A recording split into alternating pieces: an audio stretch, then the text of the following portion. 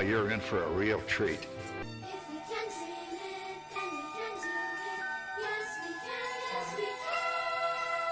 Hang on to them hats and glasses, because this here's the wildest ride in the wilderness. Hey Disney fans, come join the fun. Cory and Lawrence, the magic's begun.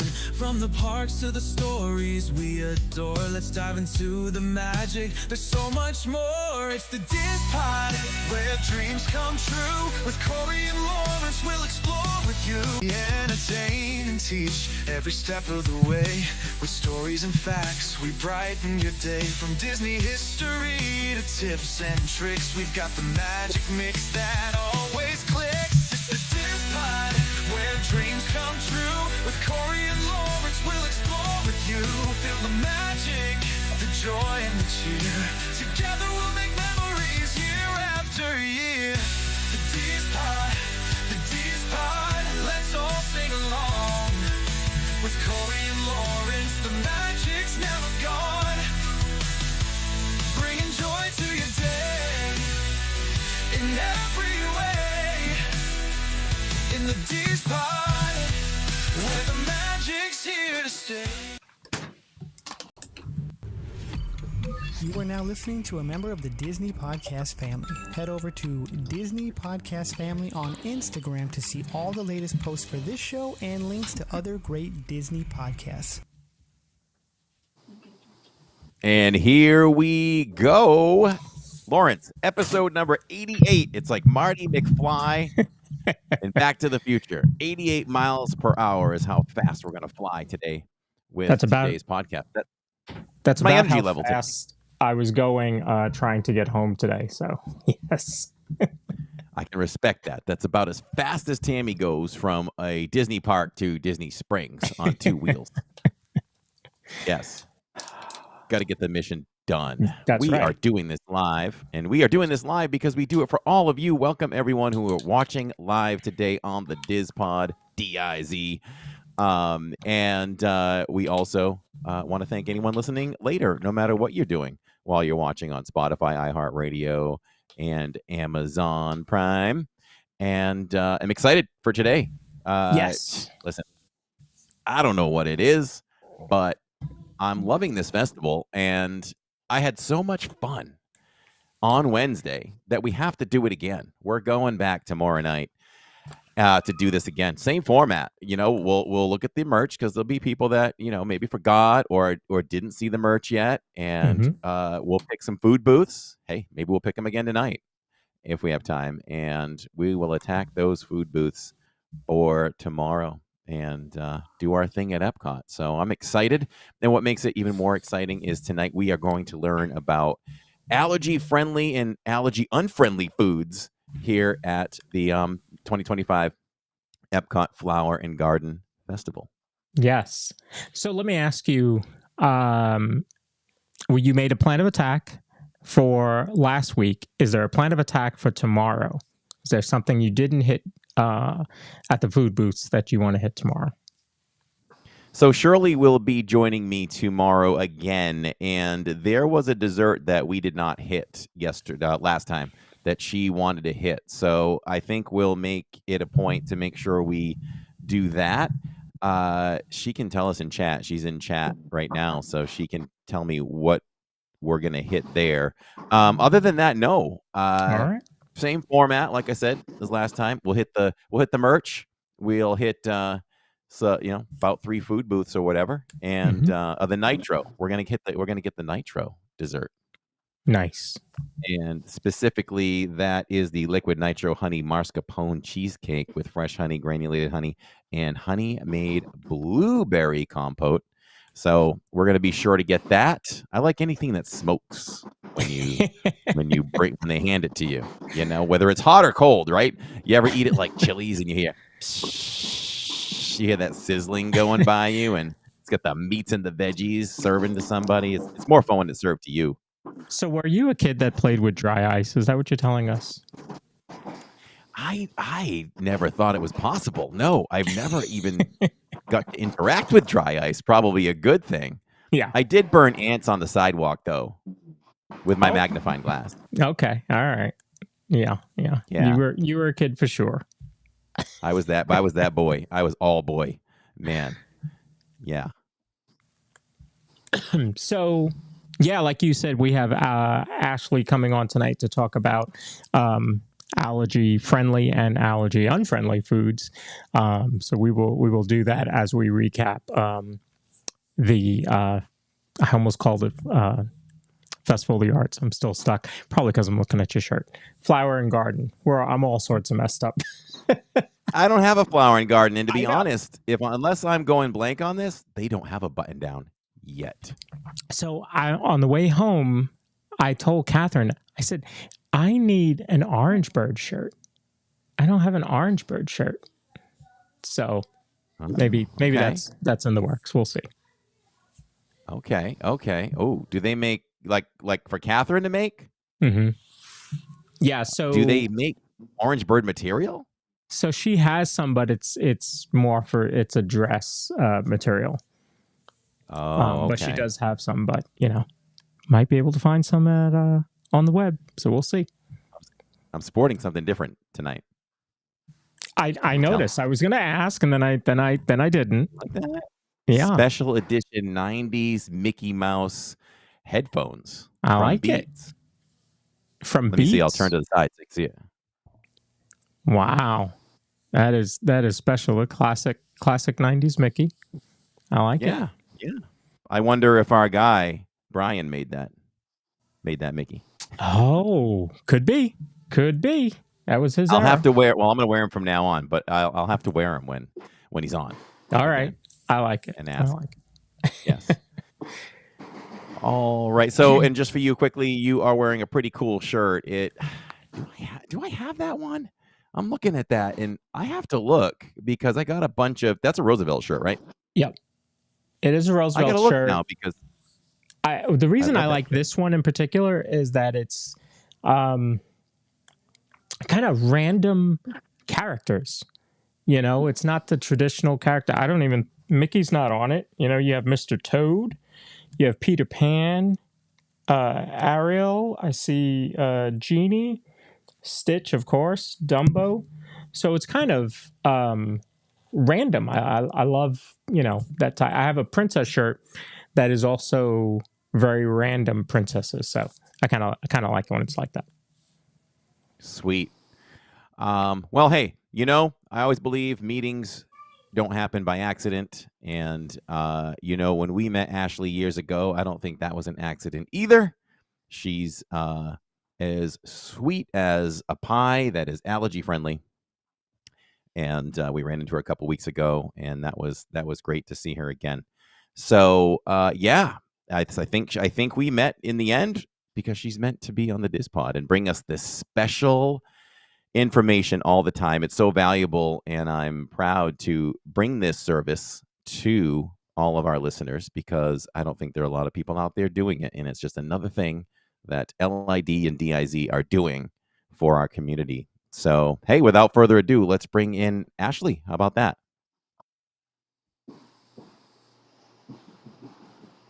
Hello. Hi, everyone. Welcome. So this is Ashley, everybody. Her Instagram is Disney Allergies with Ashley, and you can follow her. The description is always in our, or it's always in our description at the bottom there. So you can always join that way too. And glad to have you again. It's been a while. Yeah, it has been, but I am so thankful to be back and, like you said, provide excellent resources for guests who have allergies who are taking a trip to Walt Disney World. Absolutely. And why haven't you been with us for a little bit, Ashley? You've been a little busy? Oh, of course. Well, anytime you guys want me on, I will be here, but I'm constantly always just researching the parks and making sure that I can provide the best intel through my Instagram page to provide education. And absolutely. I believe you had a little bit of time to gather. You had a life-changing moment recently? I did. February 1st, I got married here in Orlando at the Four Seasons. It was a beautiful wedding. Some Disney pals did accompany the wedding. Chip and Dale were there, and it was a beautiful night. Oh, that's Wow. fantastic. That's That is fantastic. that is great. You talked about Chippendale. So Four Seasons is I'm gonna sound stupid by asking this. That's on Disney property though, right? But not a Disney hotel, or is it Yes. off Disney property? Okay. And It's they can do actually that, in obviously. Golden Oak. So you Oh, actually okay. have to go to the Golden Oak residency. You'll go through security there, and then it's about, I think, a half a mile into property in the back. Oh, okay. And of course, so you can do that. You can How do you go about getting Disney characters to be part of that? How does that work? Absolutely. First and foremost, Disney characters was non-negotiable for my wedding as someone who has loved Disney for 26 years. That was a big part. And first and foremost, it's just about inquiring. And the first thing that I did was I asked the Four Seasons coordinator if it was a possibility. They already do have characters on property for their breakfast. So it was just a matter of saying, hey, is this something they're able to do for an event? And it was an easy yes. Wow. How about that? That's really cool. That's good for people to know. So, Flower and Garden has just begun, and it's a great overall menu, in my opinion. So have you been able to go yet and kind of check some things out and try some things and form some opinions? Yes, I actually was lucky enough to go this past Sunday, try four things, and I will say that this year I am impressed with the allergy accommodations. I always see improvement throughout every festival, and I'm hoping that one day Disney can do a specific booth just for allergies. But in the meantime, I'm seeing Disney continue to grow, and that's what I'm thankful for. Oh, that's great to know. And I'll remember that too. I'll try to mention that whenever I'm out there at festivals because Disney listens, and I will mention that. I will push that. It would be a real feather in their cap to dedicate a whole booth to that. I mean, that's a win-win for everyone. Makes Disney look good. It Absolutely. helps out it helps out those that are really in need. And to be honest, if you want to do it, I would throw that in a place like the Odyssey building where you can just expand maybe they seem to have a bigger menu than a lot of booths. Maybe put it in a place where you can put more items and offer more. Oh, for sure. That, I mean, would be end goal. I would love, one of my biggest goals within my platform is getting within Disney management, sitting down and saying, how can we do more to include this group of individuals that have food sensitivities, allergies, where we don't have a choice, and that we are able to enjoy the festivals like any other guest would be able to.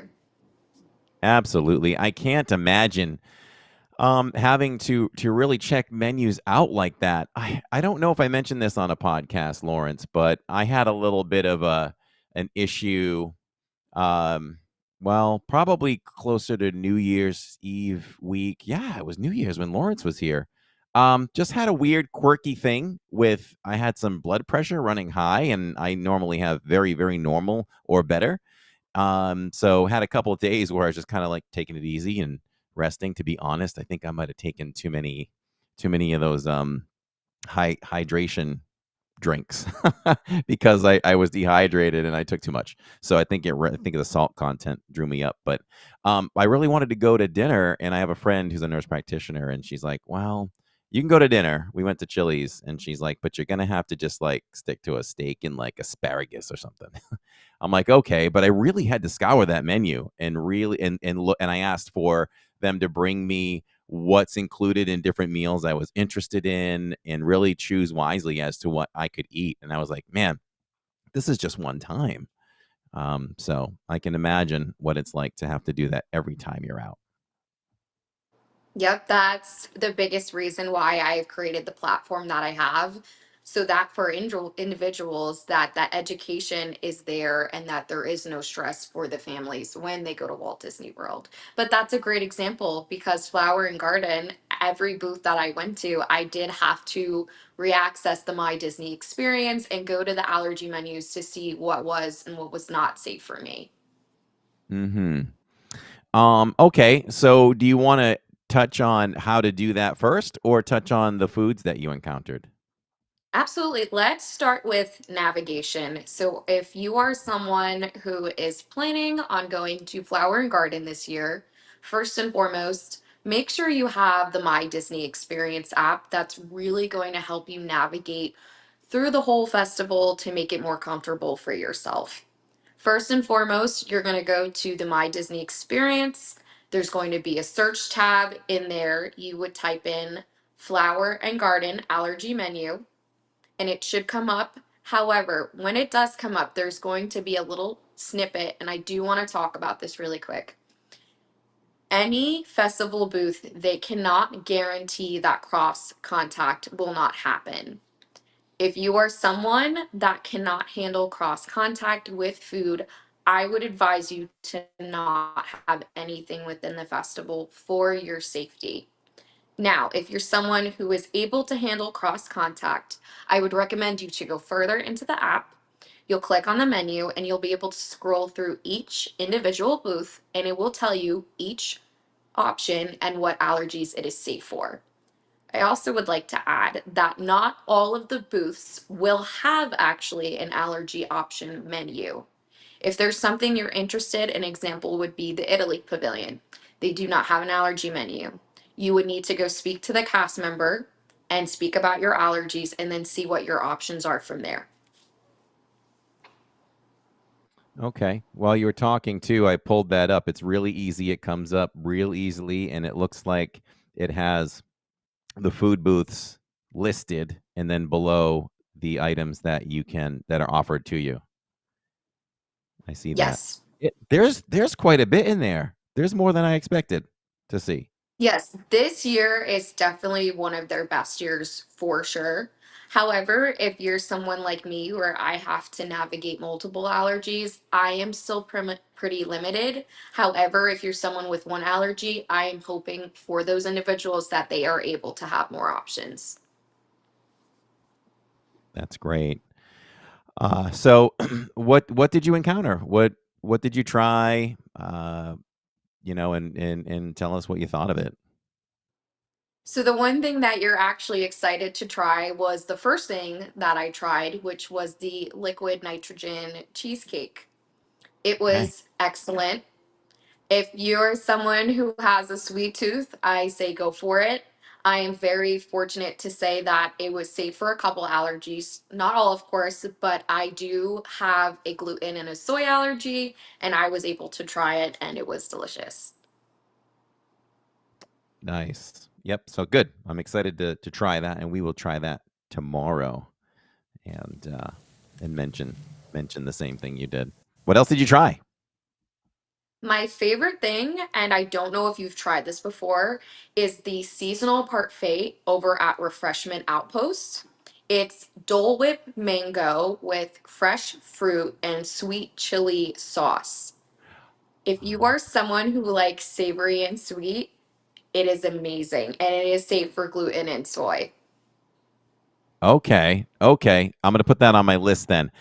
I tried something and I can't remember. Shirley's in chat. She might remember this, but I went to Aloha Island, Magic Kingdom months ago, and they had Dole Whip with some fiery, spicy powder or something added to it. And it's the first time I ever took a bite of a Disney snack and put it right in the trash. But it was that particular thing because I have had, I don't know if it was chili sauce or what. Swirls on the Water in Disney Springs did something like that. And that one was really good. So it was just what they incorporated in the other one. So yeah, I'll give that a try. And hopefully I'll be like, this is good. So yeah, I'll give that one a try. Maybe tomorrow. Who knows? Or maybe that might be one good one to save for the family. Tammy won't try it, but Jacob will. He's adventurous. I don't think Jill will try that. So what else did you come across? Now, this I do want to preference. Obviously, if you are not able to have shellfish, this is going to go out the door for you. But I did try the Northern Bloom booth, which is in Canada, and I had their seafood scallops. It came with green beans and a bacon vinaigrette. safe for gluten, soy. I personally love shellfish. I'm not allergic to shellfish. It's a good option for me. And I really enjoyed it. And I think this is something that was also available last year. And I was glad to see that it came back. Okay. All right. Northern Bloom. That's Canada. Yes. Okay. All right. So that's 3 down. What was your fourth thing? My last thing was the seafood ceviche over at the booth in between France and Morocco. Okay. And that was Uh, also really good. Smaller portion, different types of obviously shellfish. So it was, I believe, shrimp and scallops and something else, and had a really nice taste to it. all right. Do you have anything else that you're targeting next time you go? For me, my biggest thing is communication with cast members, and I'm a huge advocate for this as well with guests. Anytime you're going to a festival and going to a booth specifically, make sure you're reiterating those allergies to the first individuals that you see when you're ordering, as well as the individuals you will give your receipt to. It's important for both teams to know because when they are handling the allergy, they will go out of their way to make sure that you feel comfortable. So just more communication and talking about cast members and how I can be a better advocate for my page and giving people education on my platform. And definitely do that, everyone. You want to, if you know anybody or you have concerns about allergies yourself, go to Instagram Disney Allergies with Ashley and follow her as well. You got anything there, Lawrence? No, I was looking at some of the menu while she was talking. I do remember the ceviche and thinking that would be pretty good. So if I do get down there during the festival, I'll be trying that one out. So let me ask you, one of the you mentioned the nitro cheesecake. Do you find that more snacks are allergy friendly than foods at the food booths, or is it kind of even? I would say it's even. In terms of things specifically, I would always say for me, like I said in preference before, shellfish is always something that I see that's super common within the festivals. And I notice that's more easy for them to navigate allergies than it is something like poutine or maybe something that's fried. It's just Mm. depending on the festival and how they're handling things. Swirled Showcase, where the liquid nitrogen cheesecake is actually the first time I'm seeing more of a wider range of allergies being accommodated at that location, which is why I loved going back to that. I really think Disney is paying attention and continuing to make sure that they're inclusive to individuals with allergies.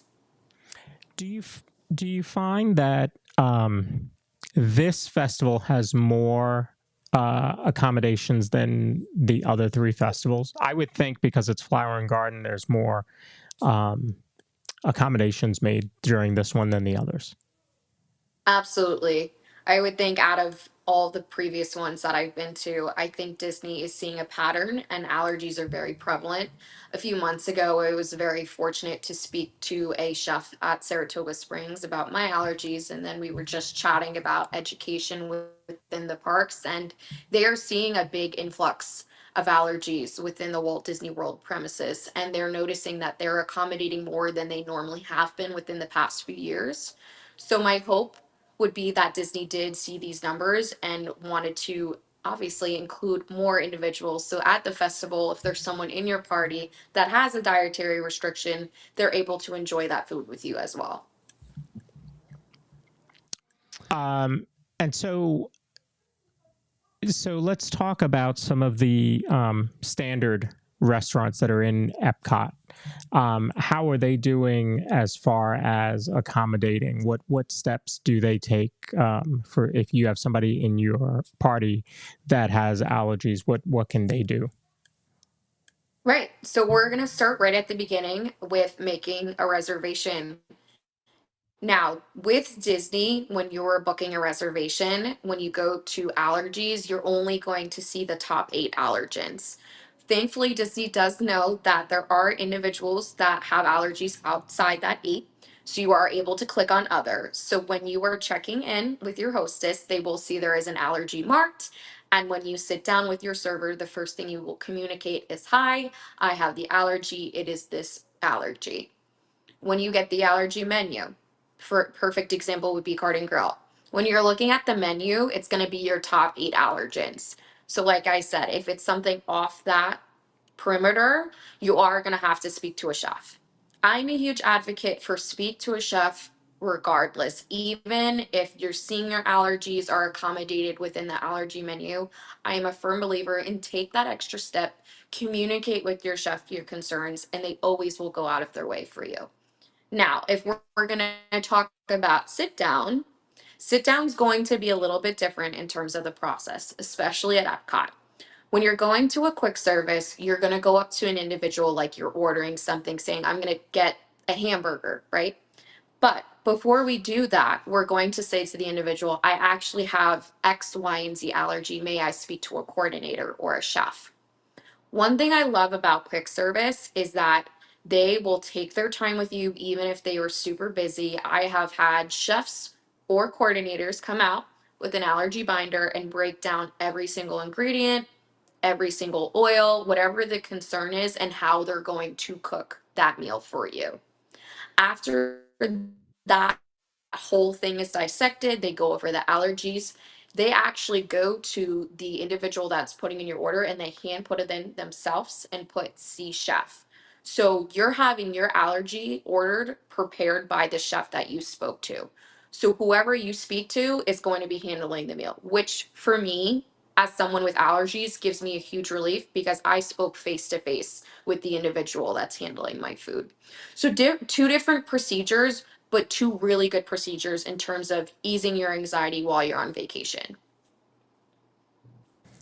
And is it any different if you are at Disney Springs? Because a lot of them are third party and not Disney owned restaurants. So do you have to do anything differently there?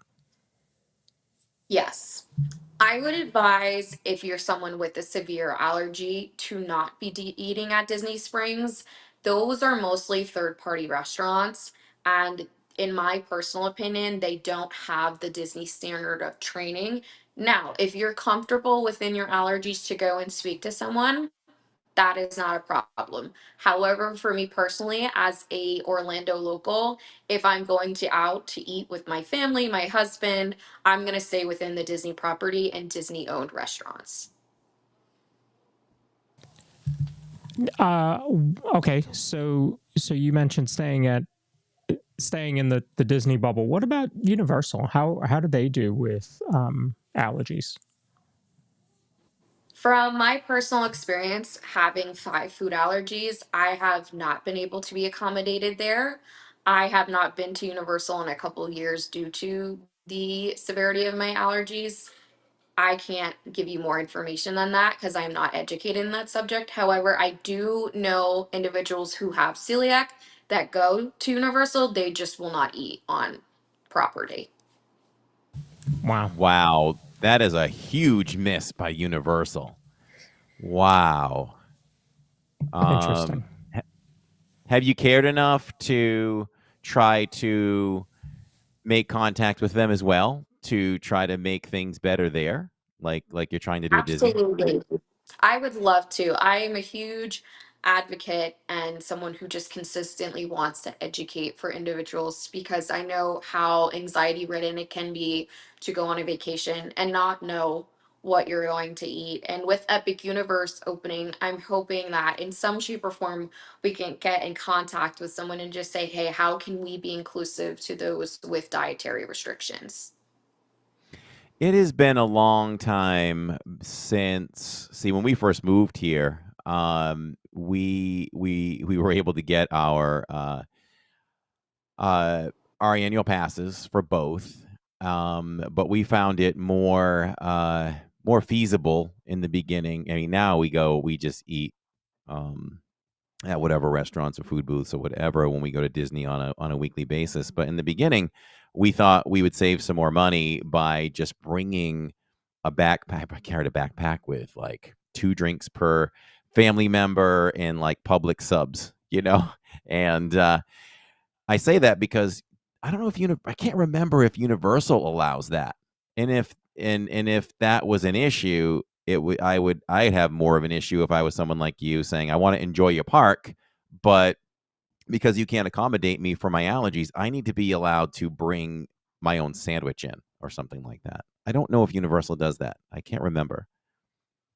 I don't know if they do. However, I believe with an allergy, they do have to accommodate because obviously they want guests to be fed and well in the parks.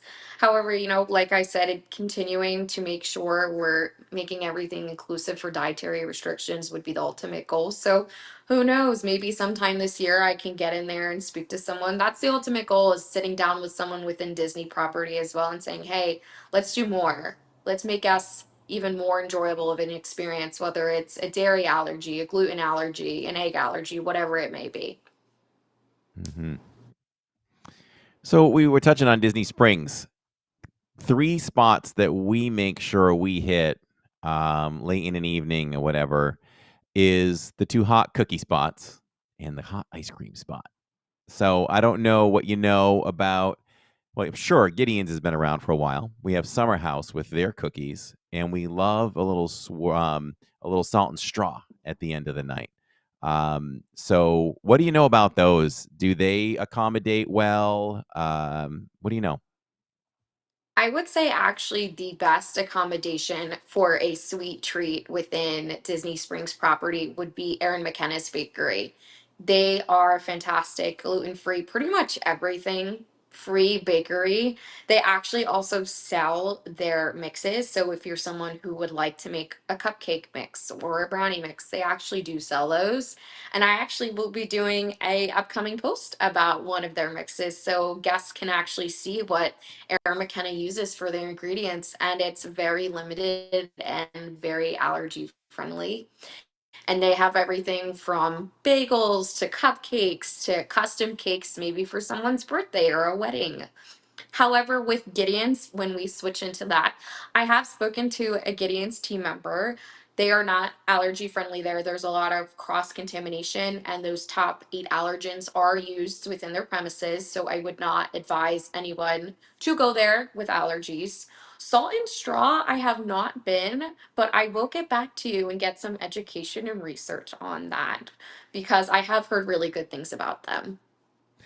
That sounds great, and I would guess, this is a total guess, but by their menu, and Jacob and I love to make it a point every month to go try they alternate 5 flavors, so they have flavors of the month. This month's theme happens to be cereals, which we went over and just had some amazing, and they allow you to taste anything. So we tasted them all, and we walked away with a cone. I think I got a Captain Crunch Berry and Reese's Puffs ice cream. But there's a lot of there's vegan choices up there. It just seems like what they use to me just feels like if you're going to eat ice cream, you probably feel like you're eating a little healthier at Salt and Straw. So they really pay attention to their ingredients. So yeah, I can't wait to hear your review on Salt and Straw. Oh, yeah, And how they absolutely. handle I would love to go allergies. over there. And you said it's new every month, the flavors?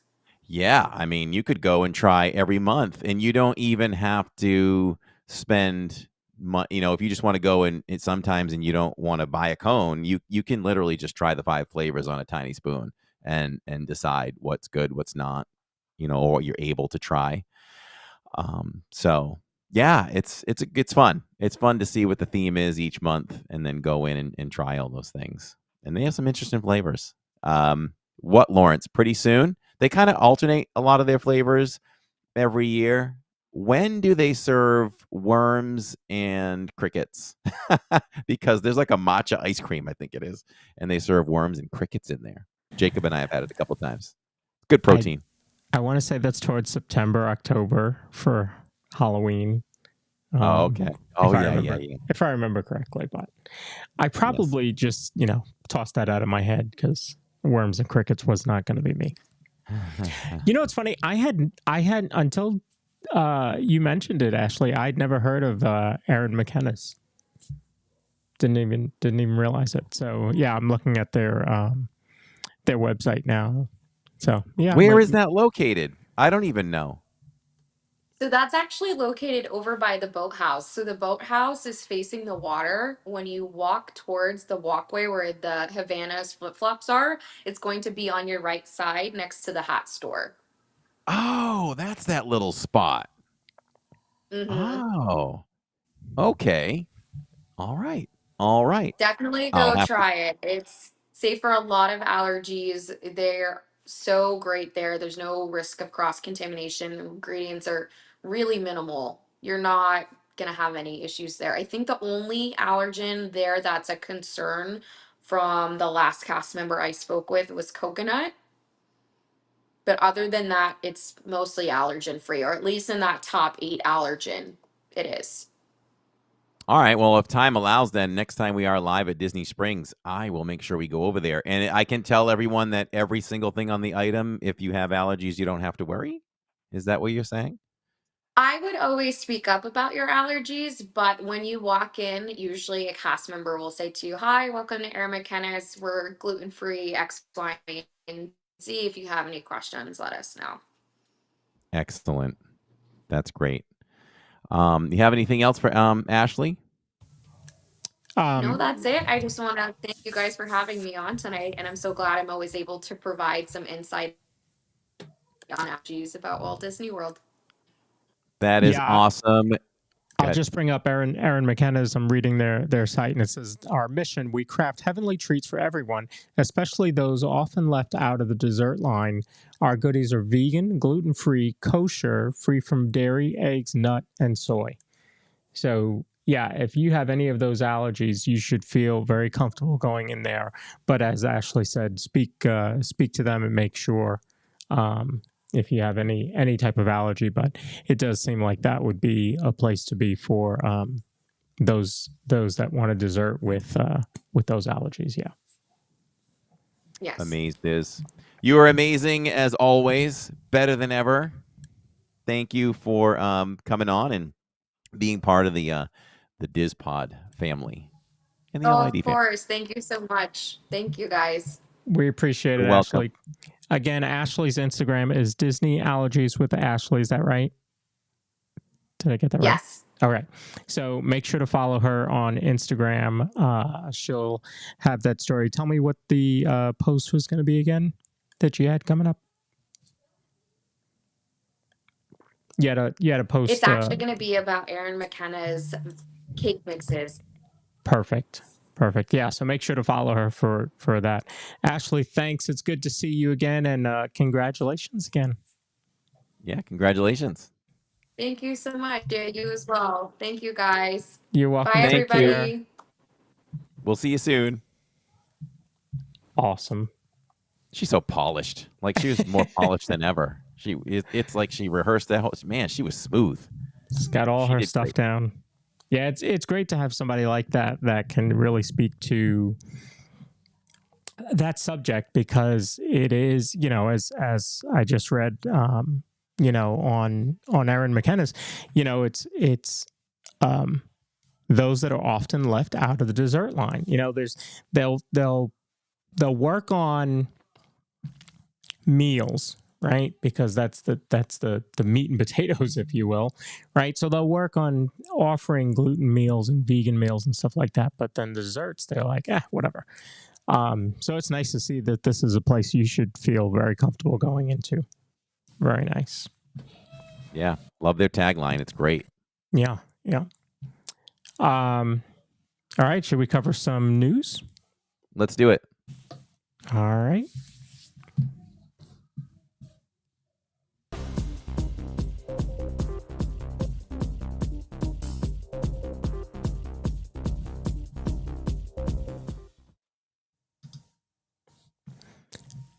Okay. I don't like that headline. I don't like it. Don't yell. Remember Sanford and Son? Remember Sanford and Son? Uh-huh. Yeah, some of you in there are old enough to remember Sanford and Son. I'm grabbing my heart, man, and I'm saying, Tammy, I'm coming for you. Tammy, I'm coming for you, looking up into the heavens. But that would indicate Tammy's not with us on Earth. But, right. man, it's giving me a heart attack. I did. Thank you, Steve, for noticing. I did change. I'll be changing back to my other microphone next week. Catch-up is not available. Why? Because Whispering Canyon is going to be closing for refurbishment. So you can get your catch-up at ABC Commissary. Don't worry. Okay. And they have good catch-up there, too. So did you set me up? Did you set me up with that headline right there? I did. Did you like that? I love it. I love it. And you probably got the reaction you were looking for. That's right. That's right. Great minds think alike. So from May 12th through the 21st, Whispering Canyon will be going through a quick refurbishment. All the other restaurants there will be operational. So that was the first one. Next one, I'm calling this J Make a List. Oh. So Lego is coming out with a Mario kart Lego set. Has 1,972 pieces, and it's priced at $169, and it'll be available at Lego stores and online May 15th. Yesterday was Mario Day. It was. Finley went to school in a Mario skirt. That is very cute. And, I got an email on it. I forwarded it to Jacob. Of all people, Jacob did not know it was Mario Day yesterday. I can't believe it. Wow. Yeah, but they call it that because it's March 10th. So MAR. And if you put the 1 and the 0 next to it, it looks like Mario. So somebody came up with that kind of cleverly, just like May the 4th be with you. That's right. Exactly right. Yep. So yeah, that does look very cool. May 15th is the release date for that. May 22nd, a week later, is when Epic Universe and Super Mario World open.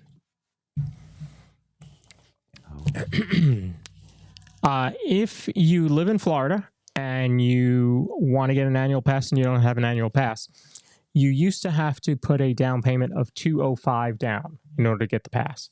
Now you only have to put down $99. So that's somewhat of a savings. It's upfront savings. The cost of the pass isn't going to change. It's just going to divide the remainder by the 12 months. Why do we? Okay, I mean, I was gonna say, why do we think Disney did this? Disney's never nice when it comes to price. Ooh. So we must. Are we needing to recruit more annual pass holders right now? That's what I would guess. I would guess that maybe they did surveys and they found out that more people are looking for a little bit lower payment. I mean, you think about a Pixie Pass over 12 months, it's really, really inexpensive. But maybe having to come out with $205 in one, shot is a little bit harder. So they lowered it to $99. I can do better than that. You think $205, but what if you're a family of 4 like us? Now you're talking what, $820? Yeah. That's a lot of money down. Yep. We never had to put money down. Really? Disney did an interesting thing with us when we moved here. So we moved here in like June, right? And I was like, man, I want to go right down, get my Disney pass, like waste no time. And we didn't become pass holders until November. We had to wait it out that long. Didn't go to the Disney parks for all those months. So what we did was we did the alternative and we became Universal pass holders first. And we did Universal every Saturday. And loved it. But the reason why was because our house sold. But before the house sold, we already had a trip paid and booked for November. So I called Disney, and what they told us to do was, if you can hold out, it would behoove you to wait. Because what they would do is the price that we paid for the trip, for the whole vacation, staying at Caribbean Beach and and our tickets, they would apply that balance to our annual passes. All we had to do is go to guest services on day one, and they would flip it to an annual pass. So it felt like we saved a lot that year, because when we first became pass holders, because they took a lot of that money we already invested, and it was kind of like, oh, here you go, here's an annual pass now for the year. So it was pretty cool. So what I was going to mention is that those of us that are out of state, it's just all once. It's just, yeah, it's a whole chunk. That's Yeah. nuts. Yeah. Well, I guess you could do it a few things, right? If you have a credit card that is, big enough to just charge it all and then make your own payments, that's one way to do it, right? Something like that. Actually, the first time that we bought our annual passes, that's what I did. I got a new Discover card, which had 0% interest for a year. And I was like, okay, Perfect. we'll use that for the cards and for the annual passes. And now what I do is I just get my tax return, and the tax return pays that. So I have to write a check to Disney in like 3 days for almost $4,000. I have to write a check to the New England Patriots by the end of the month. Oh, That bill is in. Mm. Got to pay for all these new free agents. That's right. Exactly right. Okay, so Cory doesn't have to worry about this because he doesn't fly to Disney. But I fly away from Disney. Well, if you fly Southwest, you're going to have to pay for your bags. Tammy's not going to like this. So Southwest always had 2 bags fly free per person. So for our family, that's 6 bags. We never take 6 check bags. So, it was always fine. So starting May 28th, they're kind of going the same way as everybody else in the industry, where you have to pay for your bags. There will be some exceptions. So if you're Rapid Rewards A-List Preferred member, on Business Select fares, you get 2 bags free. You get 1 free check bag for A-List members and other select passengers. And you get 1 check bag for Rapid Reward credit card members, which I happen to be one. So we will get 3 free bags. So we will probably still be able to not have to pay for bags on Southwest. But that's a huge change because they were the only ones in the industry with open seating and the only ones with free check bags. And that's now going away. I did hear from a Southwest flight attendant that is not happy about it. There's a lot of changes behind the scenes, and the company that owns Southwest is pushing for a lot of these changes, and the crew members are not happy. I'm real vague on this because it's been a bit, but sometime last year I saw wasn't the government pushing for airlines to be very, very specific on charges? And was it for the consumer to make sure they like don't hide charges or come up with a price and then, oh, by the way, we have to tack this on, we have to tack that on. Yeah. Something like that. Yeah, that's not really related to this, but no, but similar to credit card fees, it should be very, very clear what the consumer is paying for, but some people still haven't gone that route. I wonder if this Southwest thing is something that could have been predicted to come about 10 years ago to drop in 2025. Or is it just the new regime running the company? But I had heard, which I think was a good source years ago, that the only reason they were able to do that was like they had bought like a massive amount of fuel or something like that was going to allow them to not have to charge for bags to fly free. That's like a real thing. So I wonder if that's kind of run out now, or this new regime just wants to, make more money. I've never researched it, but I'd love to see the profit margin on a flight because it's not cheap. Right. Yeah, that's a good point. You might give me And you might have just given me something to do. Yeah. And will Southwest lose some business now because people would flock to them? I know that's a big deal. Bag flying free is a big deal. And when we go somewhere, we try our darndest to fit everything in one big case, Right. for the one check on, Right. so that we don't have to pay for more than one. Whenever we fly, I always pick the flights, and it takes me, I don't even know, 2 weeks to try and figure it out, because I go through step by step and I look at Frontier, and while they might have the cheapest seats, you don't get to pick the seat. They pick it for you. Now with Finley, they will put, one of us with her, and then the other one might be in the row behind or something like that. Sometimes if you get there and there's still empty seats, they'll move us around. They'll accommodate us all in one row. They might have the cheapest seats, but then you have everything is paid for.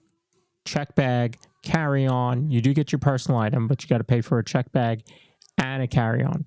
So then you have to start to weigh that, because then you also have airlines that have free Wi-Fi, or Southwest has kind of in-flight entertainment. They don't have Wi-Fi, but they have in-flight entertainment free. So, you got to weigh all of that. And I think the 2 free check bags, I think they're going to see, I would venture to say a lot of people are going to move to one of the other low-cost carriers, because, if it's going to be even and I can get on JetBlue and have Wi-Fi, then I'll take JetBlue. One difference when you go into cruising is that, Disney, when you look on their website I noticed this when I did some really hard research like a year ago, and then we booked Royal Caribbean.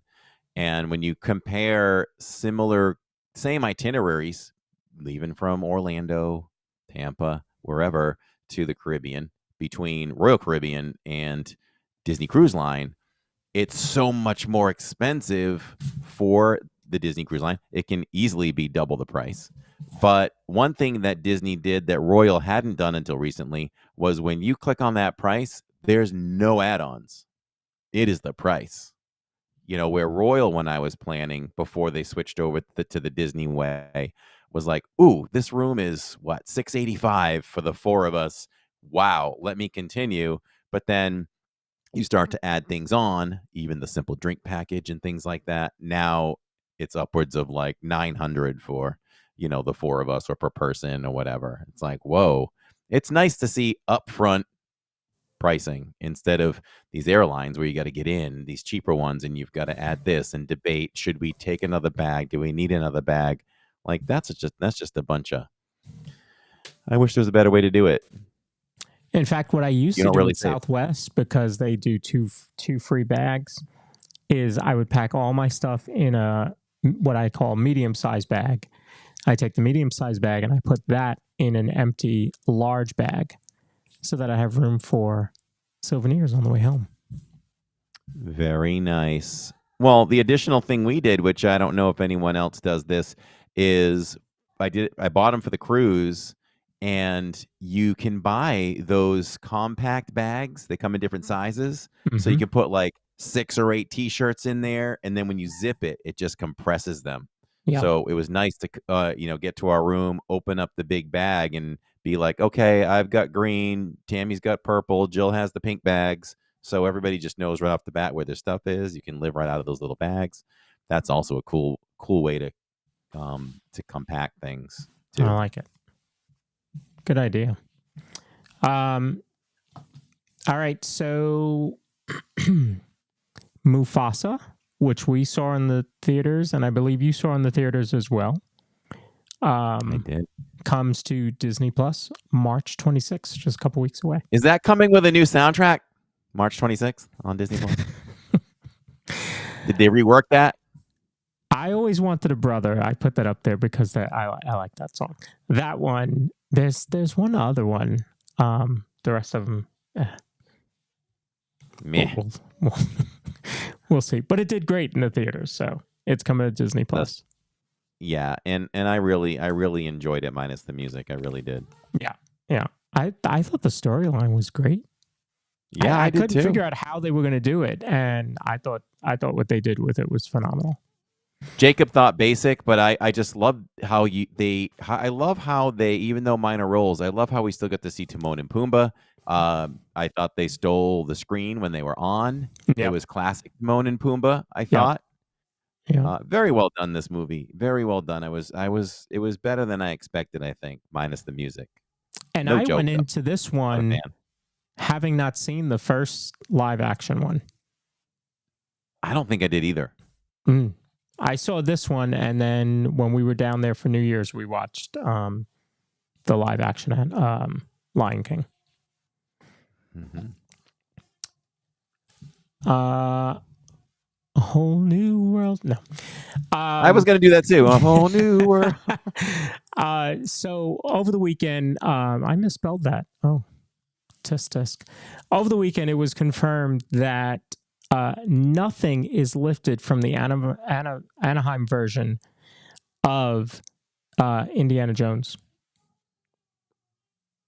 That's good news. So that means it's going to be totally original. Yeah. And is that, refresh my memory, is that going where Dinosaur is? Yes. So the thought was that So it are was we just going putting to be a lipstick on a reskin. pig? No, they said it's no, because I believe that over there it is the same ride. Somebody in chat can tell me if I'm wrong, but I thought it's the same ride over there. So we thought, oh, this will be an easy. All they got to do is reskin, take the dinosaurs out, and put Indy in, and done. But apparently, it's going to be nothing is going to be lifted from there. So that'll be interesting. Yeah, I'm excited. Yeah. I mean, a lot of people think that's the best ride over there in Disneyland. Is it in Disneyland or DCA? I don't even know. I don't know. One day we're going to have to say that explore right? those two parks and figure that out. I know. It's the air. What kills you more going over there? I talk about my dilemma. Yeah. I desperately want to go there, but when you can come here, which feels like for free because we just go, Right. it's hard to cough up a minimum of $5,000 to fly there for a smaller park. And I'm not downplaying Disneyland, but just for a smaller park to invest $5,000 for a 3-day ticket is hard. It's I know hard. what you mean. Yeah. But I do. It's a bucket list. I got to do that with you. Yep. Yeah, that would be very cool. So I guess that was it. Yeah. So that was it. So that's our news for tonight. We can talk about the next upcoming weeks. So next week we are on Thursday, correct? Yes, thank you for that. We do have to switch to Thursday. I hate to be a pain in the butt for Lawrence, but a lot of you know I'm a massage therapist too. I do night work, and not a lot, but some of my free nights I do that. And I have a set of clients that can do Tuesdays or Thursdays. So I kind of have every other week. So I kind of have to go with the flow with them because I can't say no to that cash. That's good cash. It's a good cash grab. So we'll just announce to you all ahead of time, whether it'll be Tuesday or Thursday, but we try to stick to the schedule as much as we can with Tuesday nights for the DIZPod. But yes, next week will be Thursdays. And I can pump that up while we're live we could post it on the channels and on Tuesday so people don't go there looking for it. And then Wednesday on the live stream, I can say DIZPod tomorrow night. Yeah. And so Aaron from Magical Horizons will be joining us that week. We'll be talking all about streaming in the early days and, probably the day that Disney closed and how that was for him because he was there right next to Cory. And so, and there'll be a little bit of tech talk, which some people like. So that should be fun. We have that coming up. And then the week after that, we're going to be talking about hidden Mickeys, where to find them, the whole mystique about them. I actually found one today that somebody posted. So I'm keeping my eyes out as I'm on social media trying to find where people talk about hidden Mickeys. This one, I had no idea. I bet nobody's going to know. I got to look for it. I bought a book a while back, and we tried. We didn't really follow through well, but we did have an idea to do some vlogs for hidden Mickeys way back in the day, probably like 5 years ago or more. And so I have a book too, so maybe we can follow around with Court on Main Street, and I don't know, maybe I can figure out what to do with that. I don't know. I don't know how we can incorporate the book, but that will be fun. Nanny Pooh Bear says she understands for sure. Ann says no problem. Making money for the family comes first. Yes, got to earn that Disney money. Said who said that? Sharon. Yeah, Disney's not cheap. The week after that is April 1st. And what is April 1st known as, Corey? April Fool's Day. April Fool's Day.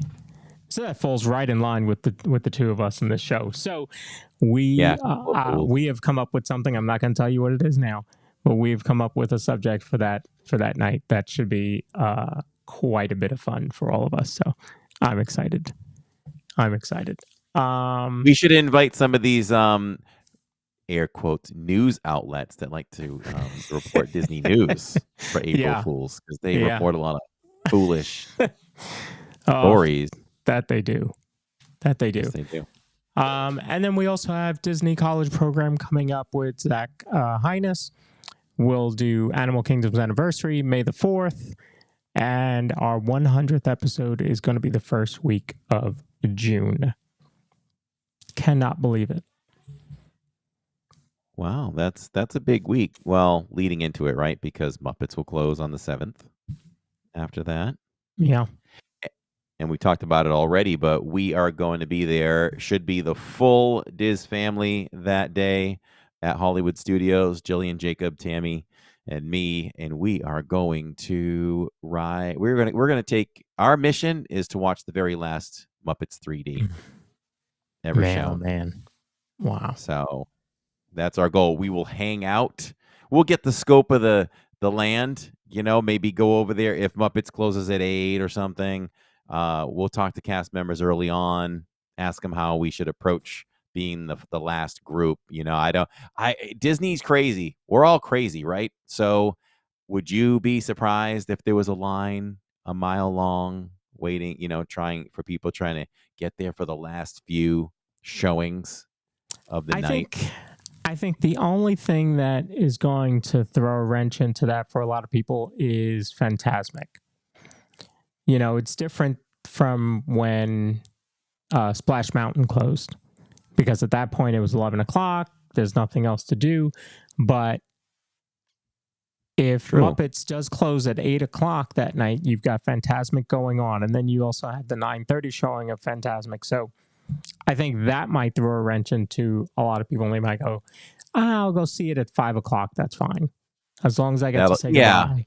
And then they'll go, watch Fantasmic. So that may be a little bit of a saving grace for those that want to be at the absolute final show. Good point. So what probably is going to be who, how do you say that? Who is who in YouTube will be there for the final one. Yeah. Would be surprised. Yeah. Yeah. Michelle says, I bet there will be some tears at the last Muppet show. Yeah. Absolutely. Waka waka. But what they should do is make it a glorious 3-hour finale. I love that. They should give like the last viewers like a pin or something. Yes. Did they do something like that for Country Bears?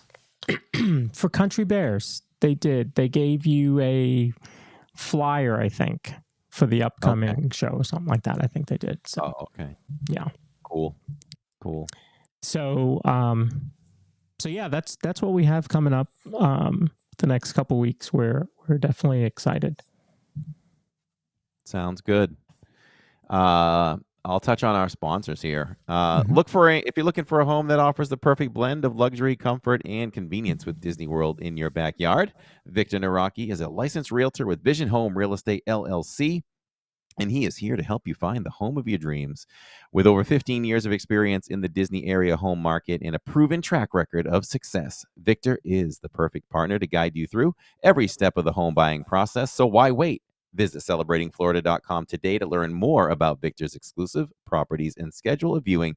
With Victor, your dream home is just a click away. And every Sundays, we carry the simulcast of Victor's live streams right here for all of you to jump in and watch as well. So if you're interested in buying a home or even just interested in supporting Victor, and Tammy likes to just sit back and enjoy the house tours, and Victor's quite entertaining. So, Yep. you're just hanging around on a Sunday, come on and watch Victor. And a lot of times after Victor comes on the Relive and Diz, which is we put you in the time machine, 88 miles per hour, and we take you back in time, and we're playing our live streams in order. And we are currently back in 2020 still? We are in early July 2020. So we are, you have this Sunday, I think you'll be in a resort in Disney Springs.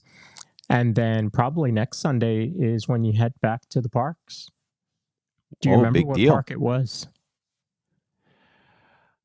Oh, what a great trivia question. What park did we return to? Well, you know what I'm going to say? I don't remember, but I'm going to go by process of elimination. When we first were able to go back, it was like trying to win the lottery with park reservations, because the capacity was extremely limited. And I can actually remember Jenna from Resort TV 1 talking about how she was able to get like day one Magic Kingdom. I don't think we got Magic Kingdom. So I'm going to say no on that. I'm probably going to say no on Animal too. Maybe we did Epcot to start. No, Hollywood. Animal. It was Animal. Oh, see? So, and there you go. The least popular park was the only one left with some reservations. So, so there you go. They were very tough to get. Yeah. So yeah, those are coming up. I like putting those out for those that want to watch. We stay very busy at Living in Diz, for sure. So while we're talking about that, we might as well go inside the parks real quick. All right.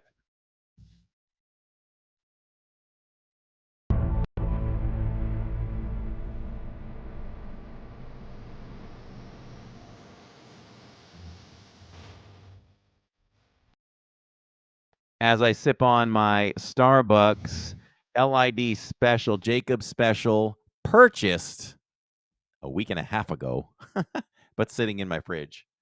Let me see. Is there a date on this thing? February 22nd, Lawrence, is when we bought this. Okay. I don't even know what to do with that. I'm still standing here talking to you, so my steel insides serve me well. Well, there's not a Best Buy date on that, so I guess you're okay. Yeah, it's in the fridge. Tammy usually gets rid of the strawberries, but they seem fine to me. So we're going to keep going with that. Maybe I'll pop it into my corksicle for tomorrow and sip on that. So inside the parks, Anne says she loves our shirts. Thank you, my dear. I've got the this is the only festival shirt I think I have. I think it's the only one. This is Food and Wine from last year. I don't think I have. I mean, obviously, do they even?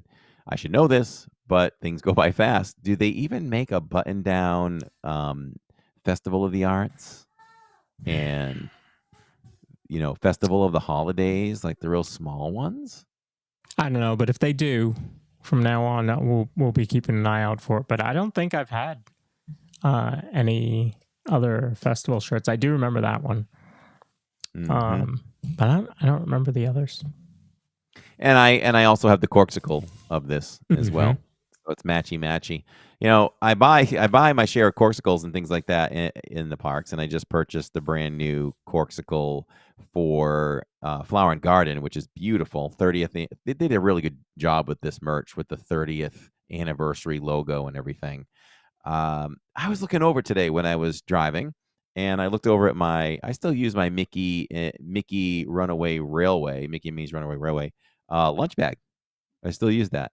And I looked over and I had a bunch of containers just laying on the seat by that point because my car is my office. And I was like, I really do use all of these containers. I had my Spider-Man corksicle over there. I had my Miles Morales 30 ounce. I always carry two of those corksicles, so I use them. I probably had about 4 containers just laying around used today.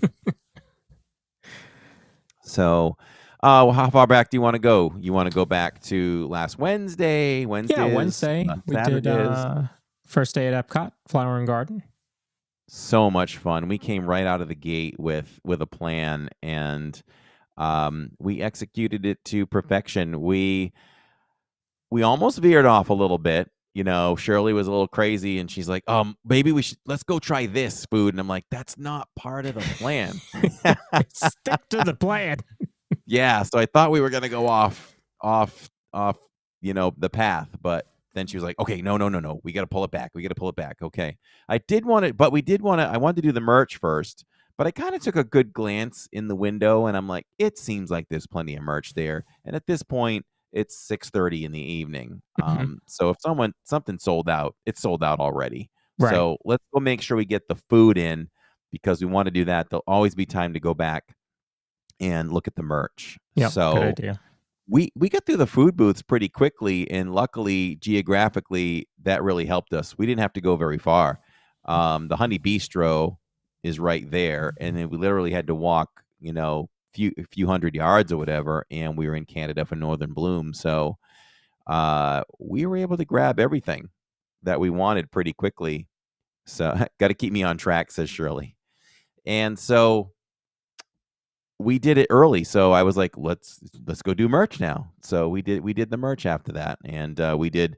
So there's Creations, and then just outside of Creations, as you start to head down the main walkway towards the showcase, or the port of entry stores. Just before that, there's always 2 tents right there that have merch too. So everything is the same right there as it is in Creations, except for they were carrying 2 pass holder T-shirts in Creations that they weren't carrying outside. So that was the only difference. And I like how they come out with different themes, right? We have Orange Bird theme, which they knocked out of the park again. I think lately these festivals and even collections, I don't know if somebody else is in charge, but when's the last time we looked at a merch collection and we're like, not crazy about it? It's been a while. So they've been doing a great job. Yep. And so we did that, and then we just carried on with our normal night, Luminous and World Showcase walkthrough. And I even went back into Creations just to kind of recap what we saw, plus show the Tinkerbell collection, which had some hideous ears. I mean, it looks like Finley made those. Finley could have done better in school crafts. Yeah, with that. She would have just piled it on. Yeah, I don't understand the spreading out of those sequins. It all I could think about is it's supposed to be pixie dust, but they would have done something better than that to be pixie dust. Maybe a totally green, shiny ear with like gold. I don't know, gold material showing pixie dust come down. That would have been pretty cool. Yeah. That was just very strange. So, and then Saturday you were at Hollywood, right? Saturday was Hollywood Studios. It was quite busy, but we kept the stream moving. We never stopped. We did Smuggler's Run. We did Star Tours, Old Reliable. We did Muppets again. Want to get that in as much. We walked around the area and looked at little things around Pizza Rizzo that people may have forgotten about or had never seen. there's little sayings here and there, and there's like a bicycle up on the fire escape area, and big scissors in the window, and just kind of things that won't be there in the Yeah. future. So we did a little walk there, and we did some early shopping because we knew we were going to end the stream right after Phantasmic. Where did we eat? We didn't. Oh gosh, Sci-Fi Dine-In Theater. Yeah. I knew it wasn't ABC Commissary. Really fun. It's a totally different vibe in there. You can't. Maybe it's like most places, but when you're live streaming it and you want to interact with your audience, that's probably one of the places that you can't enjoy as much because you're entertaining the stream. Because for me, it's a very relaxed, chill atmosphere. And Jacob was really into watching everything on screen too while he ate. So we might have to just do that sometime, not on stream, and just sit back and enjoy it. So I was able to look up and watch a little bit, but it was entertaining our LID fam, which was the point of going to. So really good. And it's funny, Shirley wanted to look back on the previous stream when I visited, and Shirley says Cory's a good vacuum. I clean up everything. I clean up everything on the plates. I do. Even when Gen W comes, she'll eat half of something, and I'm like, "You done?" She's like, "Yep." All right, let me see it. I'll finish it up for you. So the menu didn't change from last year too much. They did not have fried pickles, which they had good fried pickles there. But Shirley looked back because she wanted to see what I ordered last time, because I don't remember what I ordered. And she discovered that we were there on March 8th. I went on March 9th, the year before. So crazy how close. So Jacob did like the pastrami burger, which is the feature film burger, which I think they titled that because it does allow them to change it if they want to. And if you like pastrami, that's the way to go with that burger. It was a very, very juicy burger with mustard, and on the bottom, I think they included tomatoes and lettuce, all that goodness. So very good burger. The fries are your steak kind of fries. Like they share the same. I think they share the same kitchen as ABC Commissary. I could be wrong, but it's in the same building. So same fries. So very, very good. We really enjoyed it. If no one has done that, definitely check out Sci-Fi Dine-In Theater. We really, really feel like you're sitting there in a convertible. You really feel like it's a drive-in atmosphere from back in the 50s. They play trailers from old, campy, quirky sci-fi movies and an occasional Tom and Jerry cartoon. Sometimes you see Walt up there talking about, some of the latest tech back then and things like that. So really fun time doing that there. And we'll do it again because I did that with the intention of Tammy and Jill being there, but they were both under the weather. So Jacob was good enough to come with me. And of course, Shirley was there. So we enjoyed some Sci-Fi Dine-In Theater. And it's not a long dinner. I don't think we were there longer than, an hour, 70 minutes, something like that. So, which is okay because it's such a tight quarters. It's hard to do a good live stream there as opposed to if you're out at Mama Melrose or something like that. Right. So, right. And you have to be quieter because it's a quieter atmosphere. So, yeah. I don't know if I missed anything else on Saturdays, but that's inside the park. No, and I will say that our friends over on TikTok really enjoyed the post show. So we will be bringing that to TikTok for sure. However, folks, there will be no post show tomorrow night. What? There will be no post show tomorrow night. Sorry. I have an engagement. I will be a guest on Pete McDevitt's show on Two Truths and a Lie. So we'll have to end the stream when you finish, and then just I have to head right over. So no post stream tomorrow night, but I will make it up to you the next time that Cory is at Epcot. We will do Reflections of Earth and Epcot Forever in one night. So you get both of those shows. Great. Michelle wants to know how Tammy and Jill are feeling. They are 100%, I believe, now. So very good there. It looks like Jen W is going to join us at Epcot tomorrow, I think.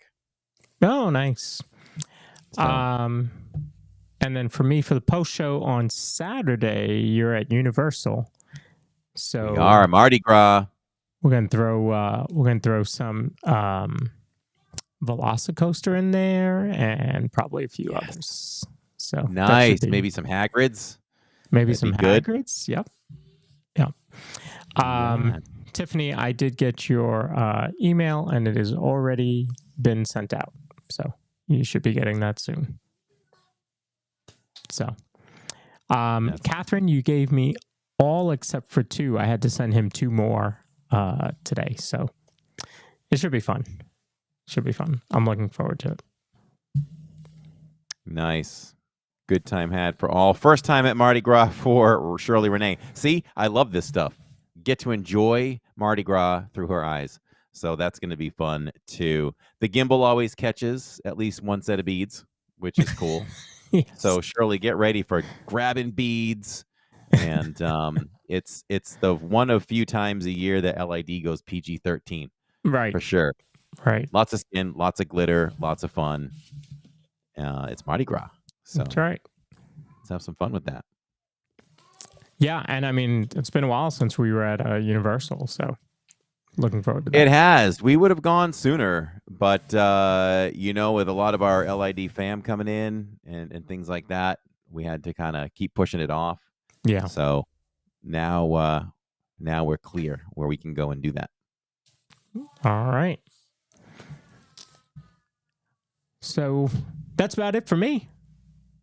Yeah, that's it for me too. Just to remind you all too, if you're planning on staying off of Disney property sometime, definitely check out Disney Adventure Home. It's a spacious 3-bedroom, 3-bathroom townhome in Windsor Hills Resort. It literally is 6 minutes from Disney. We tried it. We did it. We love it. Fully equipped, whether you have infants, anything like that. And let me tell you, they have more comfortable beds than Disney. I got in that bed and I could hardly get off it. Very, very good, soft, comfortable. Tammy liked it because I couldn't get over to her fast enough. When I was on one side, if I tried to get over to her, it was like a real struggle. But they have a private backyard pool. It has a Mickey on the bottom of it. Lights up all different colors at night. Totally private back there.